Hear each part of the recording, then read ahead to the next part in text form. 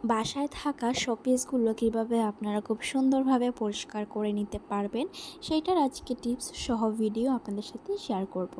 আসসালামু আলাইকুম সবাইকে, আশা করছি সবাই ভালো আছেন, সুস্থ আছেন। আলহামদুলিল্লাহ আমরাও ভালো আছি, সুস্থ আছি। তো আজকের ভিডিওটা আমি শুরু করছি।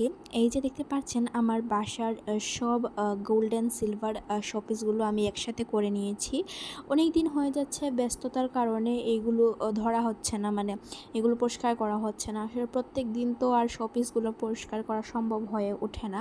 তাই হচ্ছে আমি যে কোনো একটা নির্দিষ্ট দিন রেখে দিই যে দিনটাতে হচ্ছে আমি বাসার সব শোপিস ক্লিন করব। আর এগুলো ক্লিন না করলেও এগুলোর যে গ্লেজটা থাকে এটা নষ্ট হয়ে যায়, দেখতে ভালো লাগে না, মনে হয় অনেক বছর পুরনো একটা জিনিস যার কোনো গ্লেজই নাই।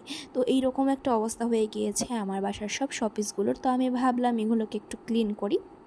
তো ক্লিন করার জন্য আমি একটা বড় বোলে পানি নিয়ে নিয়েছি, আর এখানে আমি ইউজ করছি শ্যাম্পু। আমি হচ্ছে ক্লিয়ার শ্যাম্পুটা ইউজ করছি। আপনার যে কোনো শ্যাম্পু ইউজ করতে পারেন, যে কোনো শ্যাম্পু, মানে যে কোনো শ্যাম্পু, একটা শ্যাম্পু হইলেই হয়েছে। তো এখন আমি এই শ্যাম্পুটা পানির সাথে মিশিয়ে দিচ্ছি, আর এখন আমি সব শোপিসগুলোকে একটা একটা করে এই বোলের মধ্যে দিয়ে দিচ্ছি, যেন এগুলো একটু সময় আমি ভিজিয়ে রাখবো, যেন ময়লাটা হচ্ছে অটোমেটিকই পানিতে চলে যায়। আর এই শোপিসগুলো যদি আপনারা জিজ্ঞেস করেন যে আমি কোথা থেকে কিনেছি, এগুলো কোনো কিছুই আমি বাংলাদেশ থেকে নিইনি, এগুলো সব কিছুই সৌদি আরব থেকে আমি নিয়ে এসেছিলাম আসার সময়। তো এইভাবেই হচ্ছে আমি সব শোপিসগুলোকে সুন্দরভাবে রেখে দিচ্ছি। তো এখানে একটা ছোট্ট রিকোয়েস্ট করে নিই, যারা নতুন আমার এই ফেসবুক পেজটাতে, প্লিজ পেজটা ফলো করে দিবেন। ইউটিউব চ্যানেলে যারা ভিডিওটা দেখছেন, প্লিজ ইউটিউব চ্যানেলটা সাবস্ক্রাইব করে দিবেন।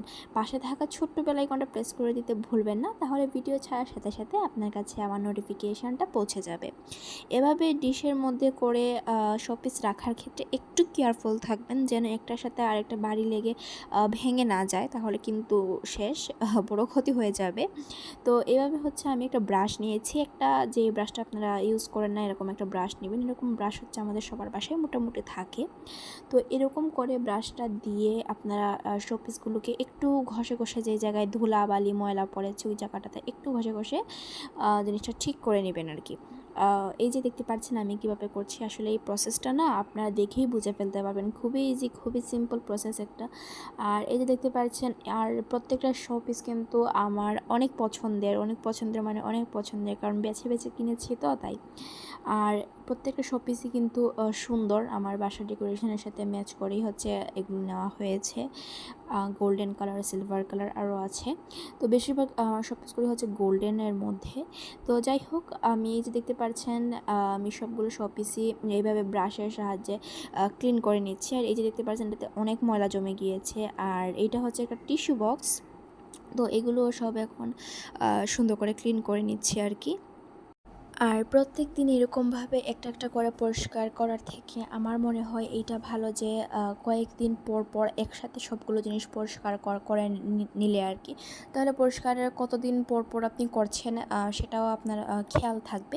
তো এইভাবে করে সবগুলো শোপিসে আমি দেখতে পাচ্ছেন মোটামুটি ক্লিন করে নিয়েছি। আর পানিটা দেখতে পাচ্ছেন কতটা নোংরা হয়েছে। তো এবার আমি এইটা হচ্ছে একদম পানিটা ফেলে দিব, মানে ফেনাওয়ালা পানিটা ফেলে দিব আর কি। এখন আমি সুন্দর করে শোপিসগুলোকে ধুয়ে নিব, আর একটা টাওয়ালের উপর, একটা শুকনা টাওয়াল যেটা হচ্ছে পানিটাকে অ্যাবজর্ব করে নেবে সুন্দরভাবে। তো এই টাওয়ালের উপর আমি সুন্দরভাবে এইগুলোকে নেড়ে দিচ্ছি, যেন এগুলো খুব তাড়াতাড়ি শুকিয়ে যায়। আর এগুলো একদমই ভিজা অবস্থায় রেখে দিবেন না, তাহলে পানিতে কিন্তু শোপিসটা নষ্ট হয়ে যেতে পারে, এটার চান্সেস থাকে। তো এইভাবে করে আপনারা একটা টাওয়ালের উপর এইভাবে সবগুলো শোপিস রেখে দিবেন, আর ফ্যানটা ছেড়ে দিবেন, তাহলে দেখবেন খুব তাড়াতাড়ি এই জিনিসটা শুকিয়ে গিয়েছে। এইভাবেই কয়েকটা সিম্পল স্টেপস ফলো করে আপনারা আপনাদের বাসার সবগুলো শোপিসকে এভাবে সুন্দর করে আবার মানে নতুন করে নিতে পারেন, তাহলে এগুলো আগের মতো আবার গ্লেজ দিবে। তাহলে এখানেই রাখছি আজকের ভিডিও। আশা করছি আপনাদের এই ভিডিওটা সবার অনেক ভালো লেগেছে। ভিডিওটা হেল্পফুল হলে আপনারা আপনাদের ফ্রেন্ডস এবং ফ্যামিলির সাথে শেয়ার করতে ভুলবেন না। তো আশা করছি আজকের এই ভিডিওটা ভালো লেগেছে। তাহলে আজকে বিদায় নিচ্ছি। আল্লাহ হাফেজ সবাইকে। আসসালামু আলাইকুম।